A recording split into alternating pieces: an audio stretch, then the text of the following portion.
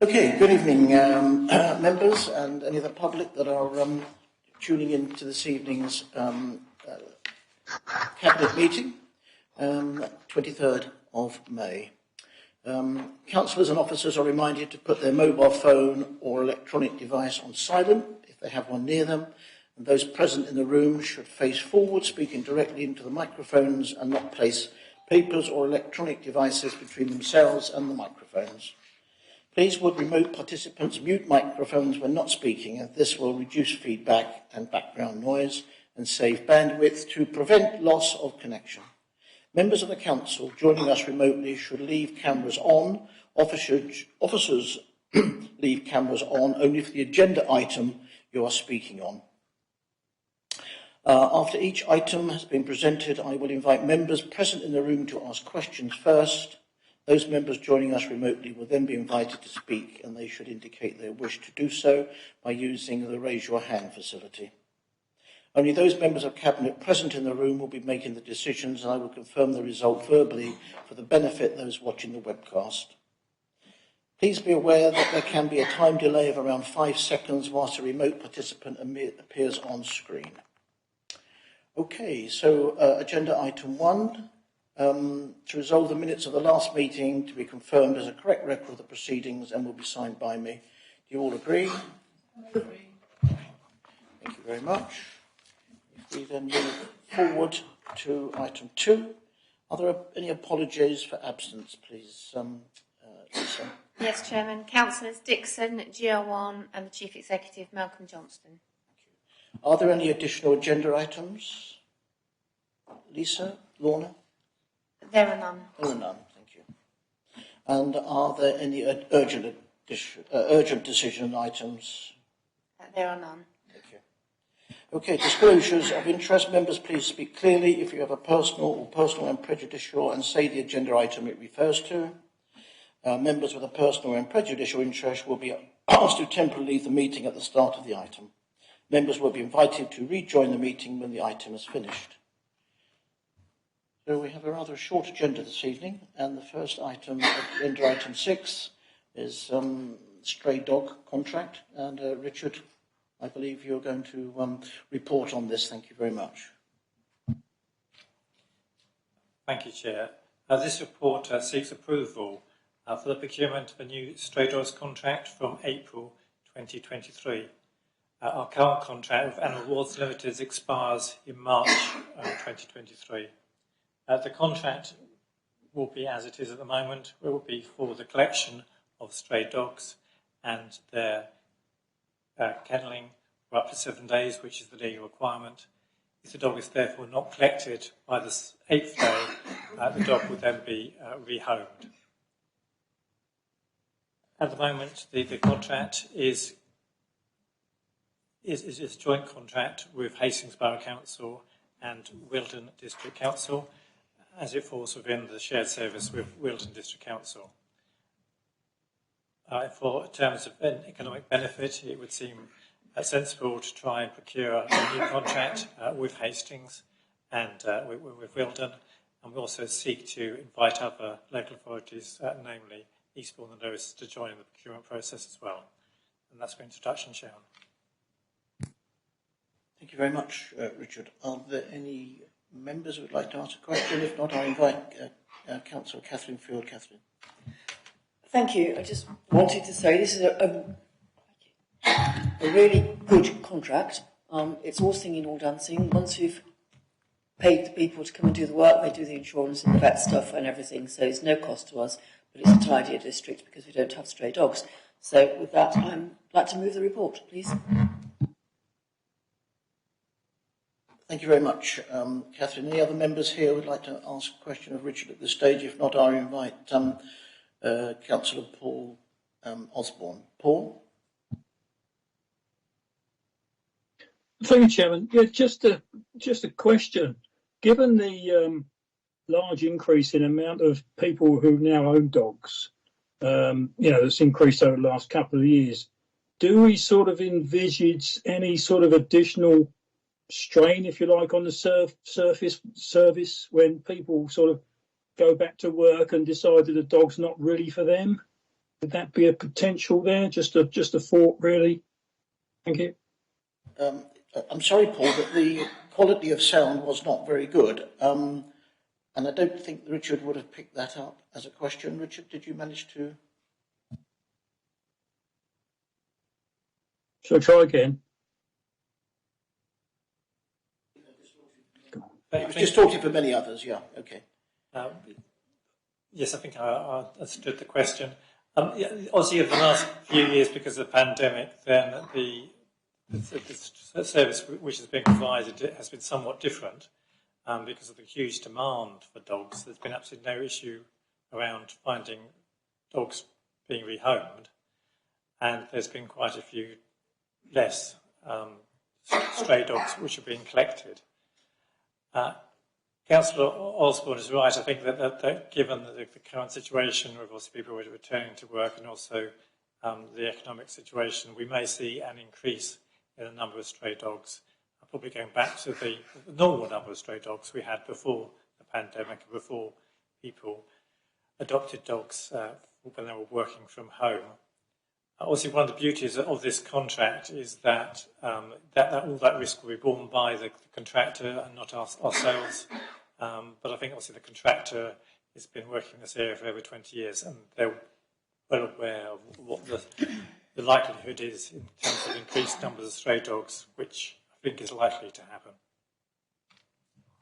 Does that cover, Paul, the point of your question? Thank you.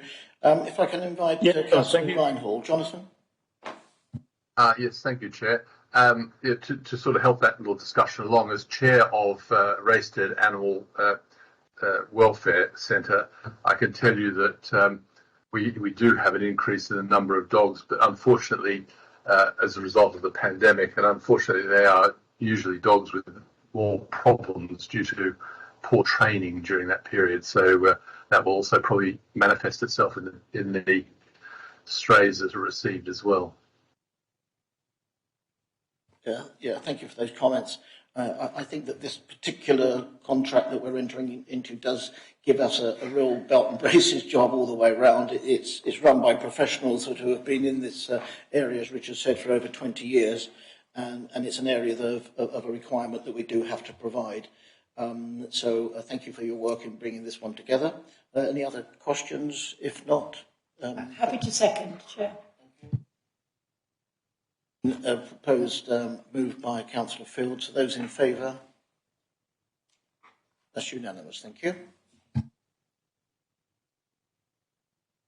You're going to remain. Okay, thanks very much indeed. Okay, so if we move on to the next item, which is the Bexhill Splash Deck Outfall Pipe. That's South Cliff.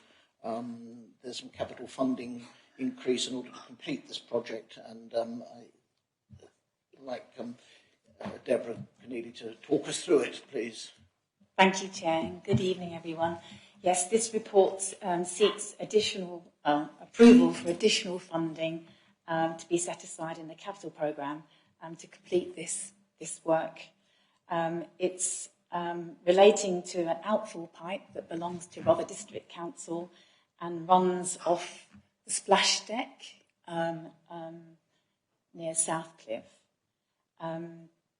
East Kent Engineering Partnership, who do the coastal work in partnership with Rother Council, had a look at the actual pipe and ascertained that it needed extensive repair work. That was some time ago, back in late 2020, early 2021. And since then, unfortunately, costs have risen. And recent procurement by East Kent Engineering Partnership on behalf of the District Council came in with 3 quotes, of which the cheapest quote was in the region of £180,000, quite a bit more than was originally forecast. A large part of this is to do with the fact that the pipe is found to be in a different sort of sediment. The strata beneath the existing outfall pipe was discovered to be sandstone, which is a highly durable bed material. in comparison to the more common clay or chalk beds that are seen around much of the south coast. And constructing piled foundations into this bed material is technically more challenging and requires additional provisions for driving. So that, combined with the general increase in inflationary costs of labour and materials, unfortunately has impacted the overall costs. As the report says in paragraph 11, the additional costs can be funded from borrowing, which would increase the council's revenue costs by approximately 3,800, or it is also possible that we could manage these costs internally as well. Thank you, Chair. Thank you, Deborah.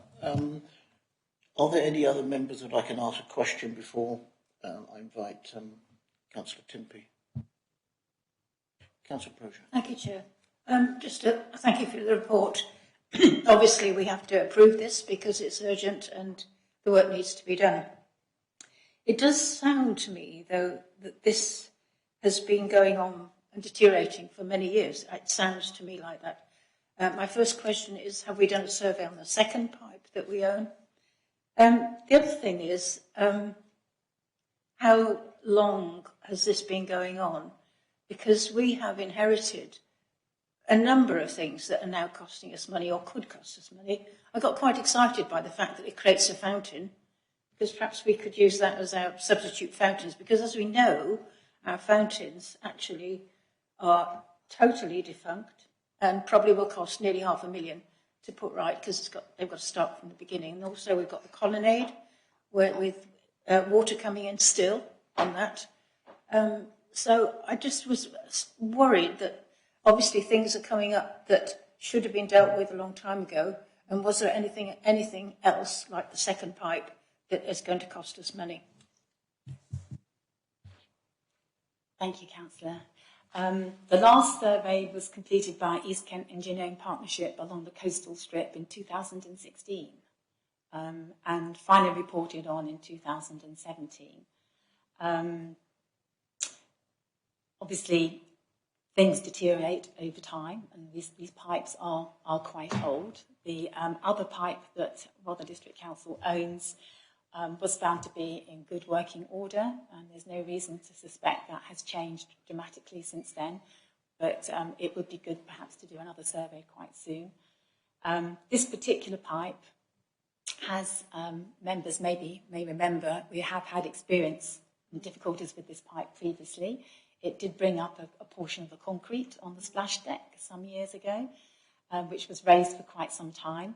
And we did put in a different manhole cover along the chamber on the splash deck to allow air to escape if there was any strong storms creating a backwash and creating pressure, which was felt might alleviate any pressure going back.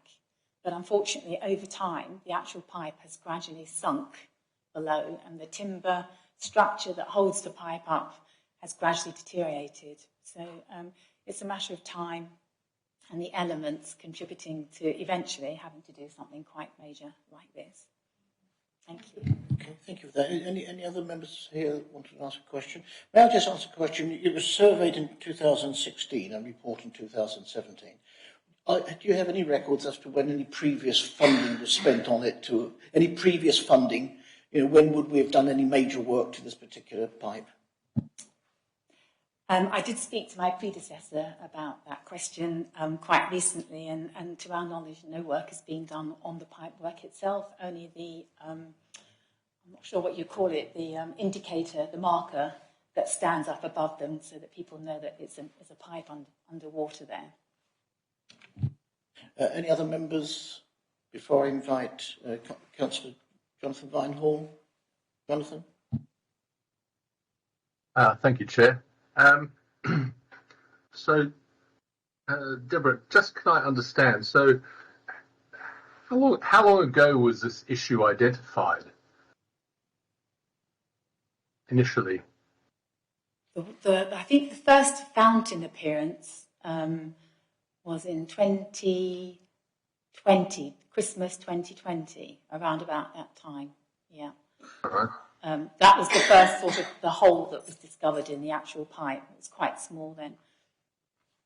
I do have to express a level of concern that clearly the cost has doubled, and that we are planning to fund that what is basically repair work through borrowings, which is not ideal by any means. I mean, I appreciate that it ameliorates the cost to the council, but it's not strictly a capital cost. It's a cost of maintenance, and that should really be funded through revenue reserves, put aside for this sort of issue. To highlight that as just a concern. I don't know if anyone wants to comment on that.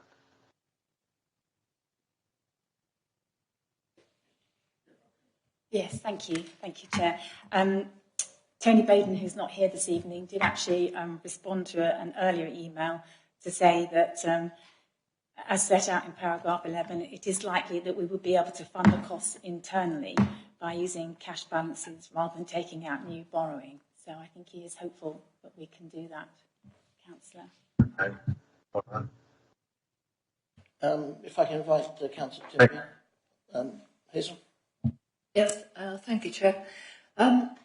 Thank you for this, Deborah. I mean, obviously it's work that has to be done.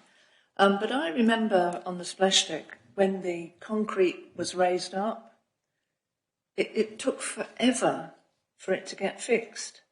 And did that have some sort of effect on why this is now in this state or not? No, I don't believe so. No. It was before my time, unfortunately, but it took a while just to arrange for that huge concrete slab to be put back down. And I believe that at the same time we put the manhole cover in to try and release that pressure as well. So yeah, it took time. Well, obviously we don't want any recurrence of the problem, and especially for the resident that's also had problems as well. So I can but recommend this for approval. Thank you. Is there someone to second this? Thank you. Yeah, Councillor Byrne. And those in favour? And that's unanimous. Thank you very much indeed.